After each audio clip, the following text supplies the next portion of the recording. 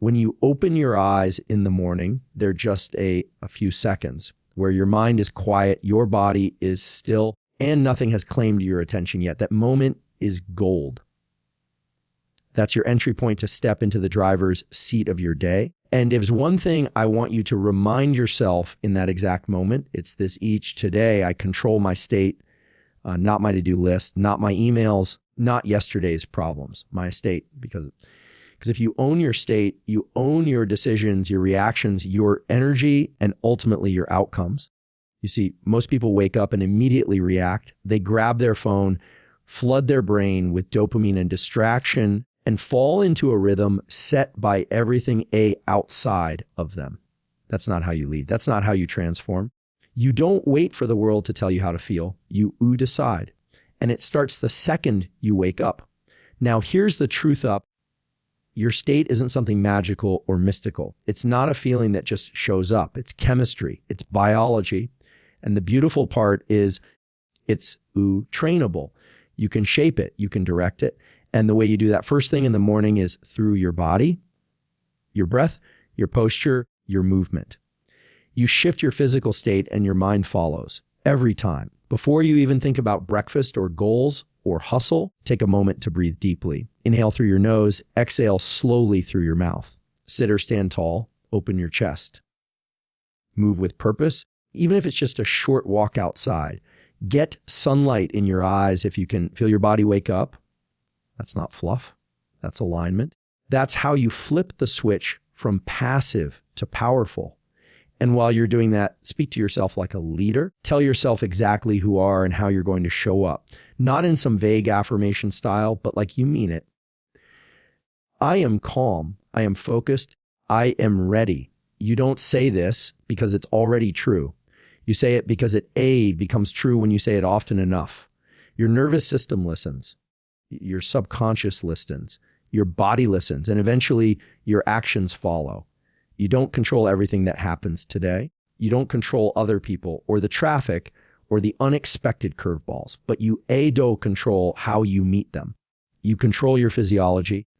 You control your self-talk. You control the choices you make in the first 10 minutes of your morning, and those choices will echo across every hour that follows. So before the world gets loud, before the pressure kicks in, before doubt sneaks in, anchor yourself. Claim your state. Don't wait for motivation. Don't wait to feel ready. Choose it. Set the tone. Because when you wake up and say, today, I control my state, you're not just making a statement, you're making a commitment. And everything changes from there. Most people wake up and hope they'll feel motivated. They hope confidence shows up. They hope today will be the day things just a click. But that's not how it works. You don't wait for the feelings. You create the foundation. You don't wait for motivation. You build momentum. And it all starts with this one truth you've got to remind yourself of every single morning. My actions build my identity, not my thoughts, not my feelings. My actions, the person you want to become, that strong, disciplined, focused version of you, it doesn't arrive by accident. It's not something you discover one day. It's something you earn in the micro decisions you make, especially in the moments that don't feel glamorous or exciting. Every choice is a vote for the kind of person you are and the kind of future you're creating.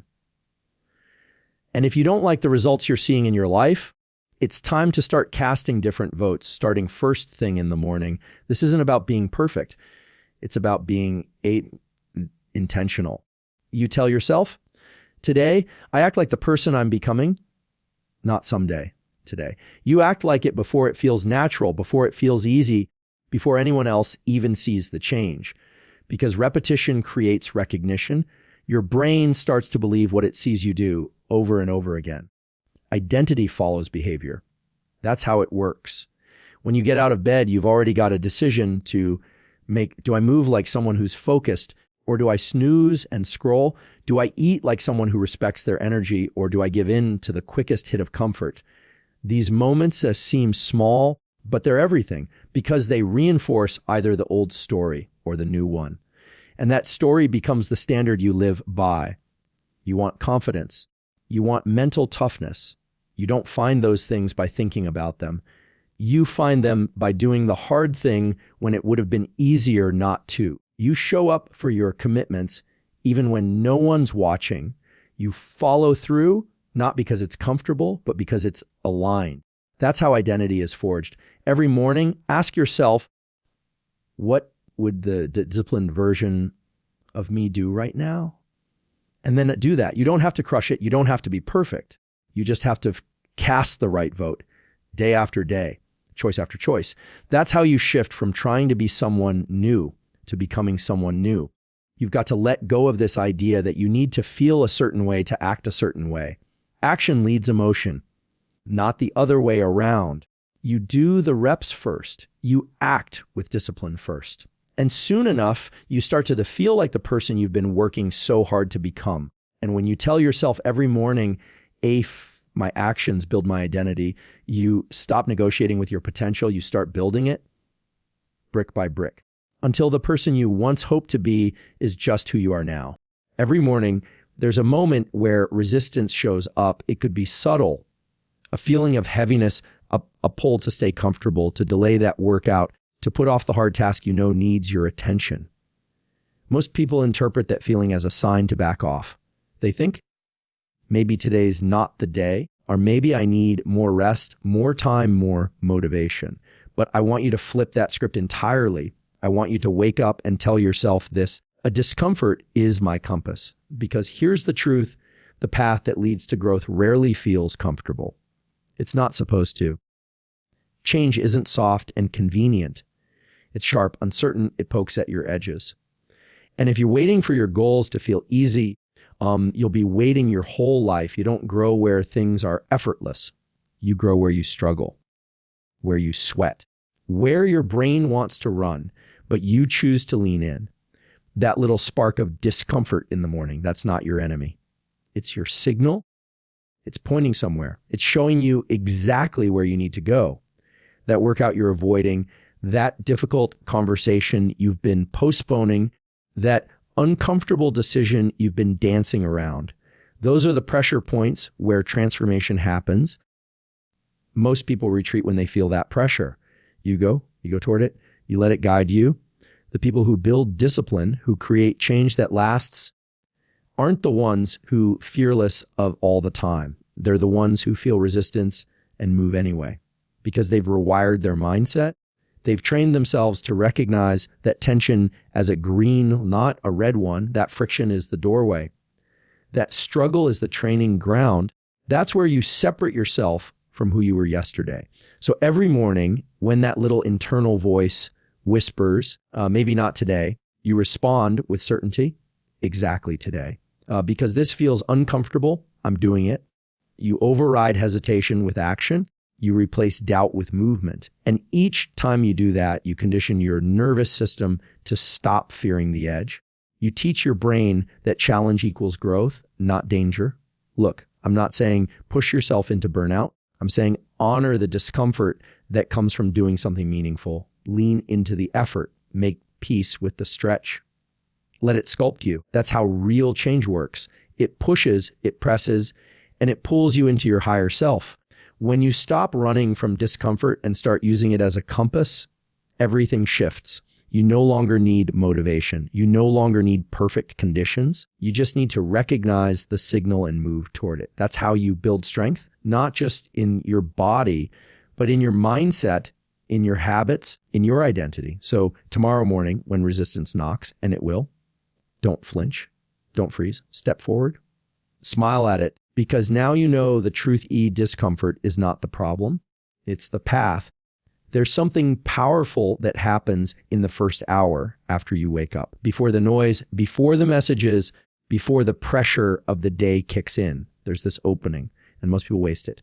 They roll over, hit snooze, check their phone, and give that first precious hour away to distraction. But if you're serious about changing your life, if you're committed to stepping into the strongest version of yourself, then you've got to own this truth every morning. Gui win the morning. I win the day. It's not just a slogan. It's a strategy. That first hour sets your tone. It shapes your energy. It influences the chemistry in your brain. the clarity in your thoughts, and the confidence in your decisions. And if you stumble through it passively, the rest of your day is just damage control. But if you own it, if you attack it with clarity, with intention, with purpose, you build momentum that carries you through every challenge that comes your way. Momentum is the hidden edge most people never tap into.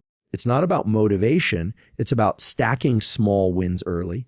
You hydrate, you breathe, you get sunlight, you move your body. You don't need to conquer a mountain before breakfast, but you do need to start with control. Start with action.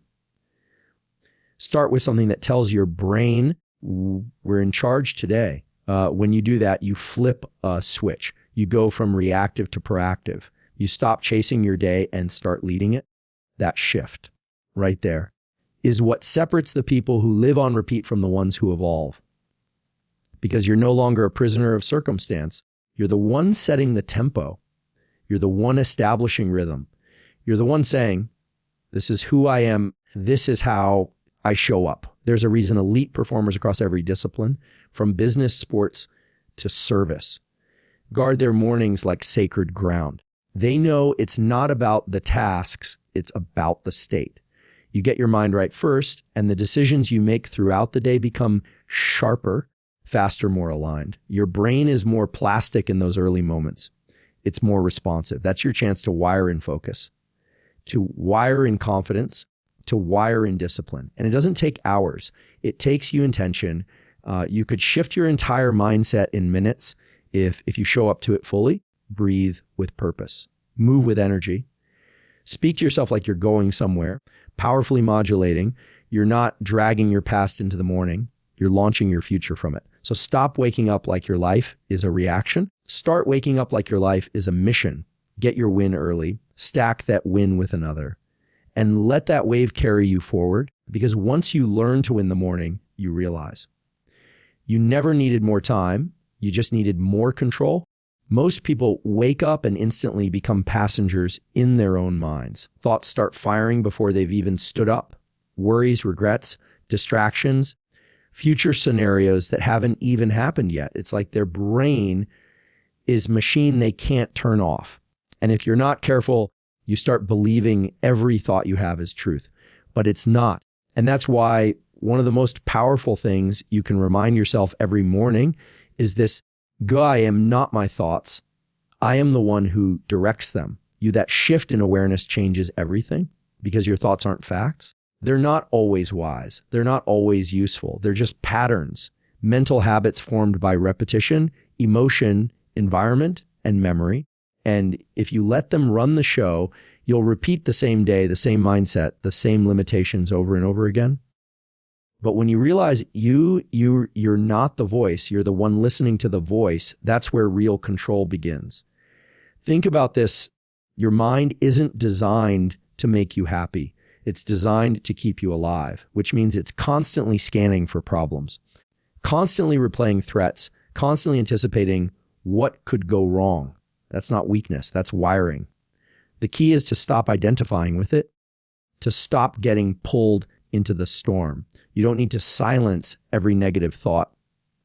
You just need to recognize that you don't have to believe it. You can observe it, question it, replace it. And this is where morning becomes your training ground, that early window when the brain is most impressionable. This is when you practice leadership over your inner dialogue. Instead of letting your thoughts lead you, you lead them. You speak with intention. You don't wait to feel confident or calm. You declare it. I'm grounded. I'm focused. I'm showing up strong today. Say it like you mean it, not because it's already true, but because repetition makes it real. And what you say in those first moments after waking becomes the lens you see your entire day through. So if your first internal voice is, I'm tired, I'm behind, I can't do this, then guess what? You're reinforcing a state of weakness. But if your first voice is modulating, I am in control, I can handle this, I choose how I show up, then you're installing strength. You're building an internal operating system that's resilient, clear, and focused. And don't underestimate the power of small, consistent shifts. One thought redirected in the morning leads to a better choice, a better conversation, a better emotion. And those stack up. That's how new identities are formed, not by forcing yourself to never think negatively, but by refusing to let negative thinking have the final word. You are not at the mercy of your thoughts. You are not defined by your doubts. You are the one who decides what voice gets amplified, what belief gets repeated, what direction gets taken. And when you claim that responsibility every single morning, your mind stops being a cage and starts becoming your most powerful weapon. Every morning you wake up, you're standing at a fork in the road. One path leads to more of the same. Same habits, same results, same internal dialogue. The other leads to change, real change. Not overnight transformation, but gradual, grounded evolution. The difference isn't in talent or luck or perfect conditions. It comes down to what you choose to believe the moment your feet hit the ground. And the belief I want you to embed into your mind every single morning is this: every morning is a new vote for my future. That means no matter what happened yesterday, no matter how disciplined or undisciplined you were, no matter how focused or distracted you felt, you get another shot, a fresh ballot, a clean slate to cast a vote in the direction of your highest self. This isn't about perfection. It's about consistency. It's about showing up and saying, today I choose growth. Today I cast a vote that aligns with the person I'm building. See, most people live in extremes. Either they go all in for a few days or they do nothing at all. But progress doesn't reward intensity. It rewards consistency. And when you start seeing your actions as daily votes, suddenly the pressure lifts. You don't have to be flawless. You just have to keep showing up day after day, vote after vote. You want to build discipline? Cast votes for discipline.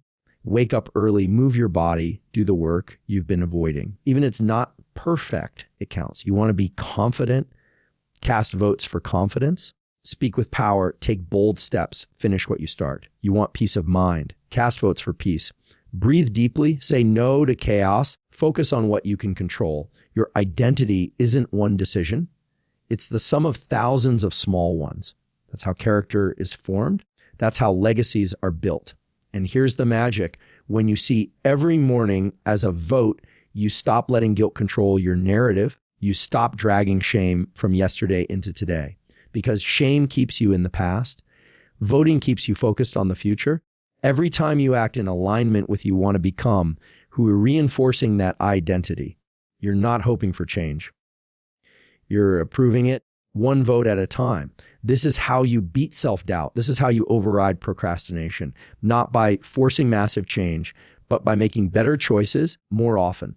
Small hinges swing big doors. A 5-minute win first thing in the morning can unlock a whole day of alignment. A tiny act of discipline can flip your entire emotional state. You don't need to overhaul everything at once. You just need to keep voting for the version of you that's waiting to be built. So tomorrow morning and every morning after that, remind yourself that you hold the pen. You control the ballot. You get to choose again and again and again. And if you keep casting votes for your future, the day will come when you'll wake up and realize you already became it.